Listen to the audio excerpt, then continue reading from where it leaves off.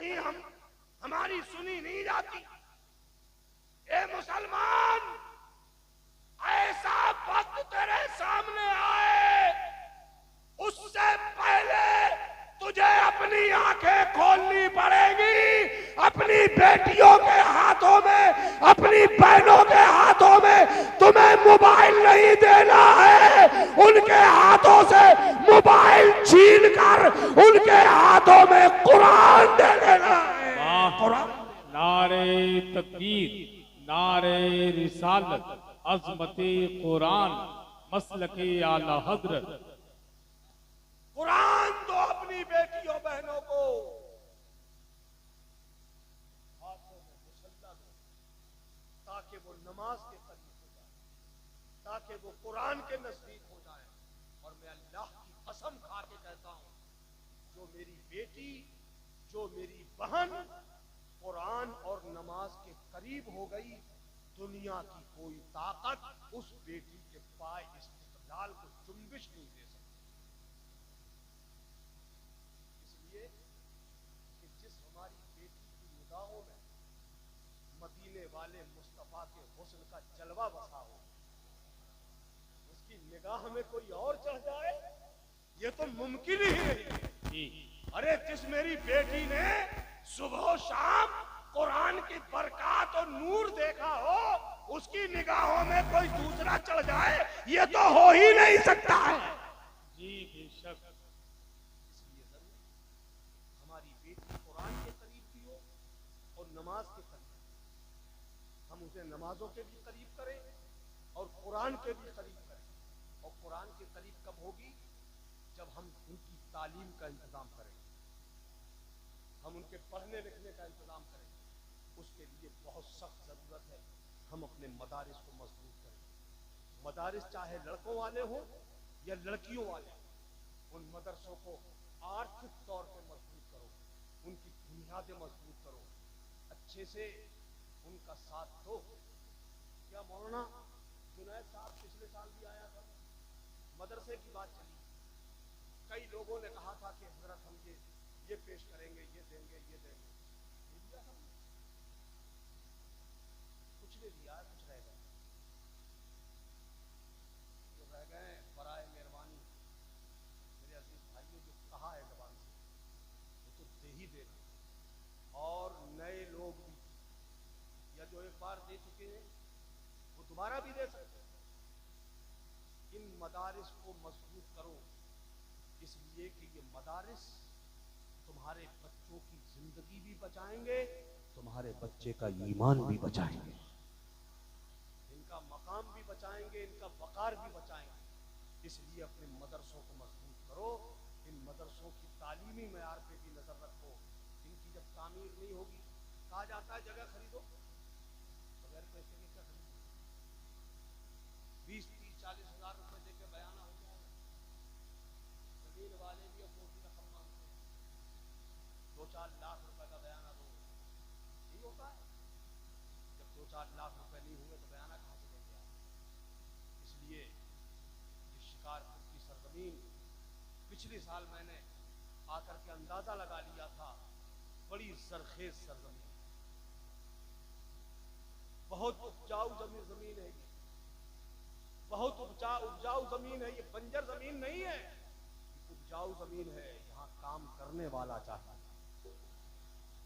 یہاں کام کرنے والا. مولانا جنید صاحب تو انتہائی شریف مولانا، تو شرافت والے آدمی، اندازہ لگا دیتا ہوں. حضرت مفتی ظفر الدین صاحب ماشاء اللہ بھی تخصص میں آپ کی کاربندی نا، حضرت کی تو آپ کی بھی ہوئی ہے.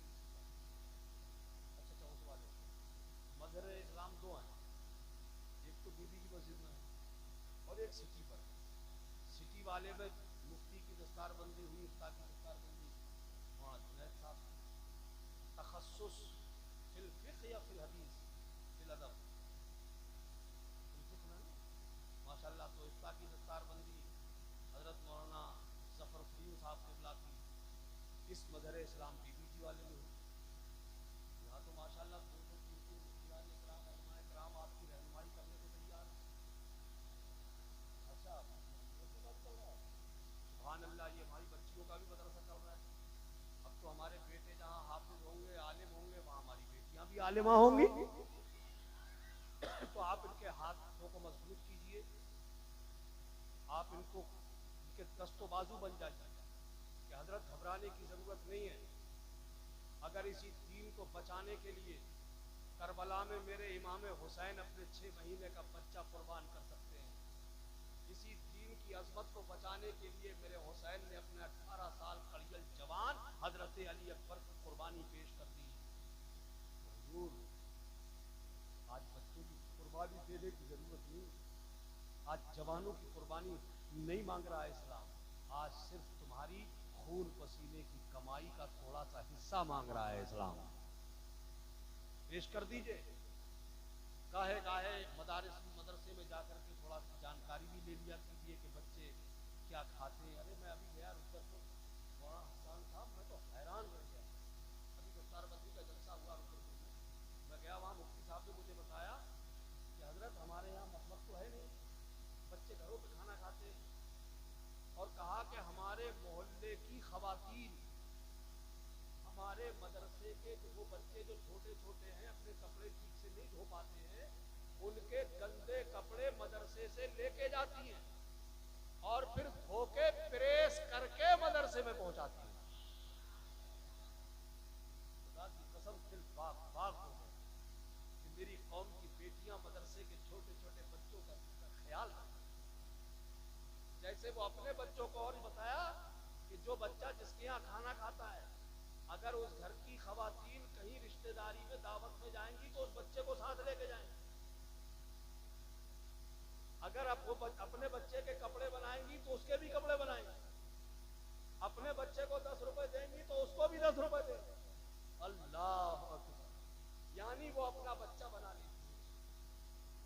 میری قوم کی بیٹیاں، میری بہنیں بھی پیچھے نہیں ہیں، انہوں نے ہر دور میں اسلام کی مدد کی.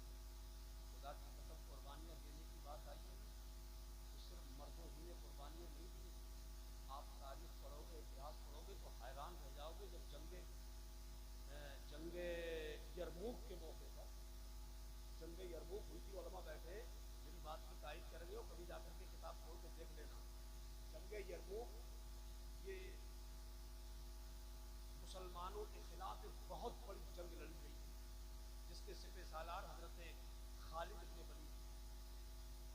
اس جنگ کے موقع پر 3.5 لاکھ کا لشکر دشمنوں کی طرف سے آیا اور مسلمانوں کی تعداد 35,000 سے لے کر کے 42,000 تک. ان 3.5 لاکھ کے مقابلے میں ان تھوڑے سے لوگوں کی کیا ہے؟ 50,000 کا لشکر سامنے لایا گیا تھا، 3 لاکھ کو ریزرو میں رکھا گیا تھا. اس وقت حضرت خالد بن ولید فوج کی نگرانی بھی کر رہے تھے اور اپنے دوستوں کے ساتھ میدان جنگ میں موجود تھے. جانتے ہو جب دشمن کا دباؤ لشکر اسلام پر پڑا تو پیچھے ہٹتا ہوا لشکر پیچھے کو آنے لگا. پیچھے ہوتا تھا پڑاؤ، خیمے ہوتے تھے، ان میں خواتین ہوتی تھی، عورتیں ہوتی تھی قوم کی. جب عورتوں نے دیکھا کہ مسلمانوں پر دباؤ ہو رہا ہے اور ہمارے مرد پیچھے ہٹ رہے ہیں، تو ایک ایسی خاتون جس کا نام بہت ہے تاریخ میں، کبھی بدنام ہونے کی حیثیت سے اور کبھی دین کی خدمت کرنے کی حیثیت سے، وہ ابو سفیان کی بیوی جسے دنیا ہندا کہتی ہے. ایک یہ وہ عورت جس کی بھی زندگی کے عجیب پہلو ہیں.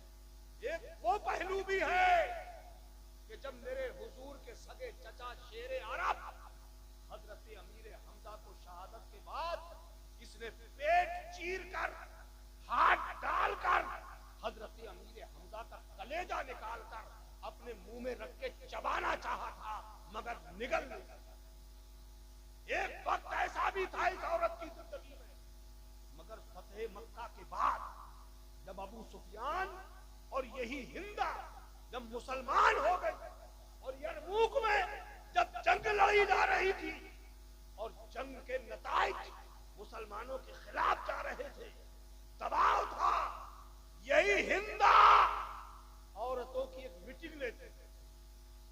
मीटिंग लेने के बाद कहती है, खवातीन अगर हमारे मर्दों के पांव उखड़ गए तो हमारा क्या बनेगा, दुश्मन हमें बांदिया बना लेगा।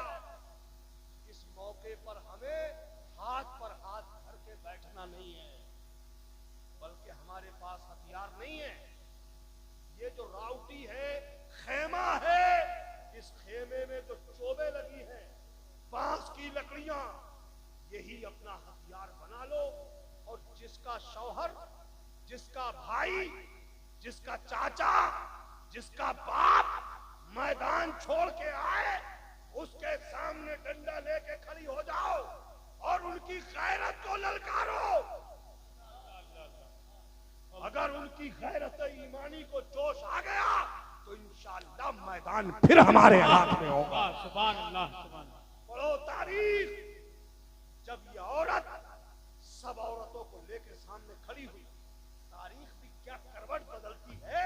जो सबसे आगे आगे घोड़ा आ रहा था वो किसी और का नहीं, इसी हिंदा और इस हिंदा औरत का शौहर अबू सुफियान का घोड़ा था। इसने जो चोट थी अबू सुफियान के घोड़े के मुंह पे मारी और मार के ललकार के कहा, ए अबू सुफियान, जब तू हालत कुफ्र में था, मेरे नबी के खिलाफ था, तो तेरी मर्दानगी जोश में आती थी, और आज इस्लाम का हिमायती है, आज इस्लाम की बात आ गई है तो पीठ दिखा के भाग रहा है।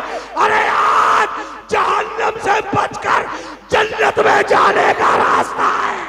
नारे तकबीर, नारे रिसालत, मसलके आला हजरत, फैज़ाने औलिया इकराम, हजरत अल्लामा मुफ्ती हनीफुल कादरी साहिब किबला। वाह वाह, पढ़ो तारीख, ये इतिहास है तुम्हारा, ये हिस्ट्री है तुम्हारी। उसके बाद जानते हो क्या हुआ? मुसलमानों की गैरत ईमानी ने जोश मारा और जब पलट के हमला किया तो 3.5 लाख के लश्कर के आधे से ज्यादा पुश्तों के पुश्ते लगा दिए और मैदान कारजार में इल्लल्लाह का झंडा लहरा दिया।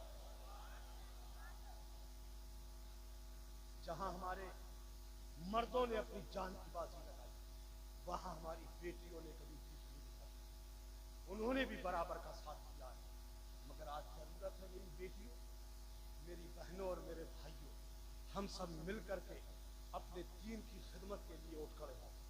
हम तैयारी करें कि हम इंशाअल्लाह हर हाल में अपने दीन की जिस तरह से भी हो सकेगी हम उसकी मदद करेंगे।